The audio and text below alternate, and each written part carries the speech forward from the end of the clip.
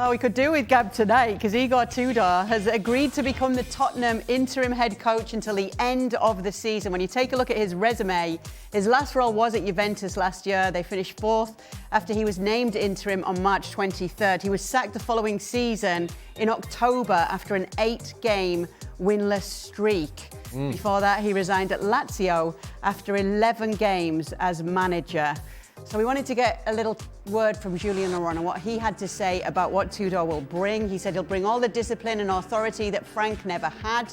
He's a good tactician with a clear structure and a back three. I think it could work on a short term to make this team better. However, he is not a coach to build things with, as we saw at Juventus or Marseille, where he only stayed a year and less than a year. Spurs don't have three centre-backs, do they? They got three. One of them's always injured. The other one's always suspended. The other one can't play. You just feel Tottenham are flapping about in the water here. From one, this is a left field appointment, isn't it? I mean, he's a big, rugged. I played against him for Croatia. He's a big, rugged defender. He's got some managerial experience, but he's not stayed in jobs very long. I know this is an interim job and so forth, but yeah, we'll see how it goes. I just feel this club really just go from one extreme to the other on a constant basis. So the players have got 5 days off now because they don't need to play for a while. What's the first thing he needs to do now that he's taken on this role until the end of the season with this Spurs team? Well, he needs to get them on his side. He needs to get them listening to him and get them to do what he wants them to do. That's ultimately whether. Sometimes with coaches we talk a lot, and sometimes what we're saying isn't always right. But if you can convince your players that what you're saying is the right thing, then they'll follow you. So that's what he has to do. He's got a short period of time to get them in line and get them organised and get them playing together. He doesn't need to come in and start with the tactics and we're going to do this and that. What he has to do is galvanise the team and get them together so that they fight for each other from the first minute to the last minute, so that they pick up enough points through sheer desire and fight. All of those things that underdogs normally have. The will to win and the fight and the togetherness.